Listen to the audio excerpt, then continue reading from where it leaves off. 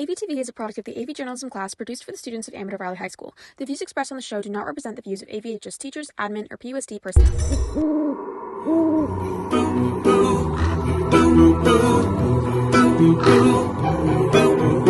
Happy Halloween. Good morning, Dons. Hope you're having a great day. Today is Thursday, October 19th, and I'm Audrey. And I'm Zaina. We are your AVtv hosts for the 11th show of the 2023-2024 school year. Last week was definitely a fun-filled week with a homecoming rally, tailgate, football game, and dance. And we here at AVtv would like to congratulate the varsity football team on their big win last Friday against Livermore. We sent our AVtv reporter, Reese Dowd, to help recount all of the homecoming festivities. Let's check it out.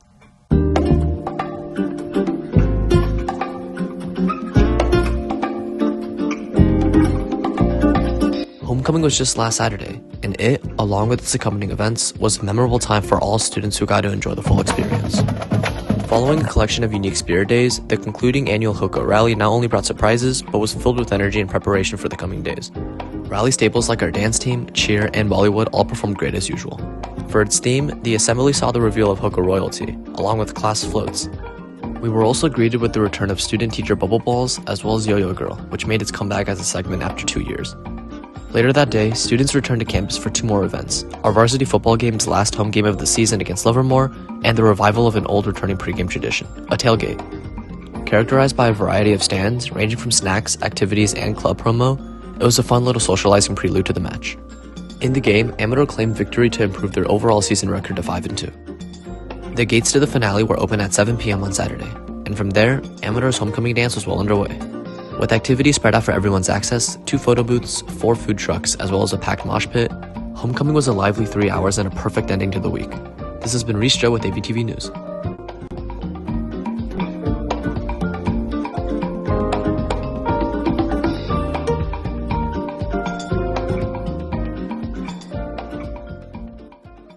Dons, make sure you continue to get decked out and support our teams.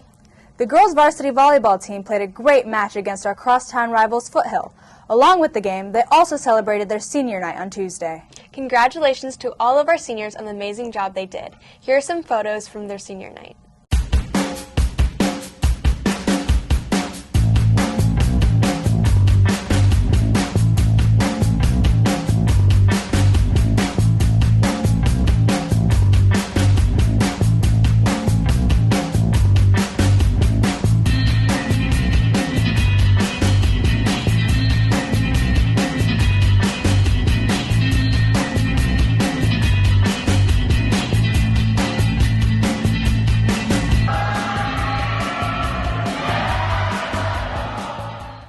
We here at AVtv have been taking a look at spooky locations around the Bay Area, and we found the haunted Winchester Mystery House located in San Jose.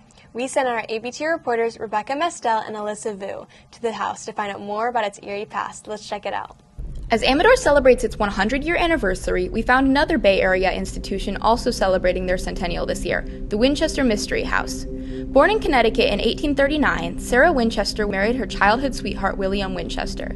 Winchester was the heir to the Winchester Rifle Company, which made the first repeating ammunition rifle. Soon after their marriage, they had a daughter who lived only for a few weeks before she died. Soon after, Sarah lost her husband to tuberculosis. Though Sarah inherited all of William's wealth, she also felt that she had inherited the curse of the Winchester rifle legacy. These tragedies led Sarah to visit a medium who had told her that the ghosts of those who had been killed by Winchester rifles were angry with her, and that if she wished to live, she had to move out west and constantly, without ceasing, continue building a house. The house started as an 8-room farmhouse, but Sarah's constant building created what is now a home with 160 rooms, 10,000 windows, 17 chimneys, and 6 kitchens. I really love the fact that it's always been a home for people and that it continues to be kind of a safe haven for even my employees and myself today. Sarah had employees that lived here for decades, and it seems that a lot of people found their home here, and we continue to do that today, and that's why. In order to confuse the ghosts, there are doors that open to walls, staircases that go up to nowhere, and 8-foot drops from one window into a kitchen sink. Today, this is a very popular house due to the supernatural occurrences, and they can have up to 1,400 people a day visiting. Despite the eerie stories surrounding the house, many who work there believe that the ghosts in the house are not nefarious and contribute to creating a safe environment for those who take care of the house and its rich history. I consider myself a little bit of a skeptic, only because with a house this large, if I believed in everything outright, anytime this house settled, which is every 10 seconds, I would be very scared. However, that doesn't change the fact that many who have worked there have had strange things happen to them while they are in the house.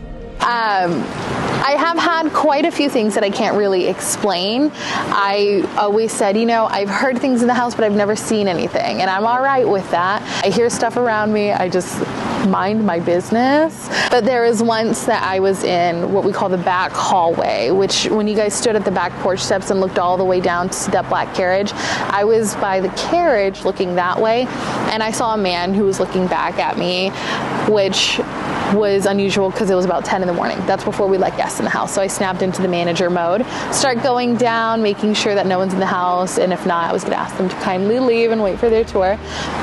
All the doors were closed, all the ropes were up, and even if, let's say, they were super quick and took a rope down, put it up, ran upstairs, it would have been swinging. Everything was perfectly still, so I said, okay, I didn't get enough sleep, maybe, so brushed it off. A couple hours later, once we have tours in the home, one of my tour guides calls and says, I saw this guy in the back hallway. He was kind of tall, wearing what looked like a vest and a hat. I think maybe he got lost, if we can go check on him. So me and the other manager of the department, Susan, went around looking for this guy, nowhere to be found. At the end of the day, I was bringing someone and I showed them the back porch steps, and she was like, I don't know how to tell you this. I'm a medium and I'm looking down this back hallway and there's a tall guy with a vest and a hat staring at us. And I was like, that's 3, and that's too many strikes for me within a day. So I'm gonna let's get out of here. I'll show you the gardens and I'll go home. That's been the most significant thing. Other than that, when I was a tour guide here, people saw someone run their fingers through my hair when there was no one around, and I very quickly brushed it off, as you do when you work here. But haven't been pushed down a staircase. So people saying there's nefarious things, I don't think so. This has been Rebecca Mestel and Alyssa Vu with AVtv News. Now we have another announcement.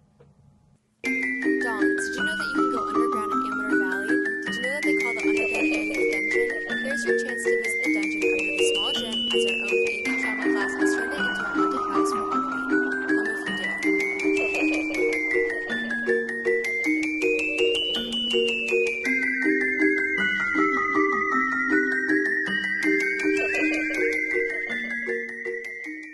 Now we have another announcement. This week, the AV Counseling Department is planning to host Wellness Week and Red Ribbon Week during the same week, through October 23rd to the 27th. Students are encouraged to engage in different dimensions of mental and social wellness for Wellness Week, and physical wellness for a drug-free Red Ribbon Week. There will be a daily social media challenge as well as activities all week long. Okay, Dons, it's time for a weekly trip around the campus. This week, AVtv reporter Cora Curtin went out to find more news, announcements, and other information that you need to know. And she put it all together in this week's Around the Campus in 60 Seconds. Let's check this out. Hey Dons, I'm Cora and I'm here to take you around the campus in 60 seconds. Seniors, this year's Tri-Valley College and Career Fair is next Monday, October 23rd from 6:30 to 8:30 p.m. in the large and small gyms. Attendees will be able to meet with representatives from over 100 post-high school organizations, including but not limited to UCs, CSUs, apprenticeships, and military programs. This is a great event for any curious seniors finalizing their post-high school plans or any underclassmen who want to see what options are available to them. Remember that the Great California Shakeout will be from 1 to 1:10 p.m. today, so right after access begins. Amador will be joining millions of people across California in practicing earthquake safety. Dons, the first night of the fall play, Blythe Spirit, is tonight. This show will run on Thursday, Friday, and Saturday this week and next. Make sure to buy tickets before they sell out. To purchase tickets, go to bit.ly/3Q3FSFO. This has been Cora Curtin with Around the Campus in 60 Seconds.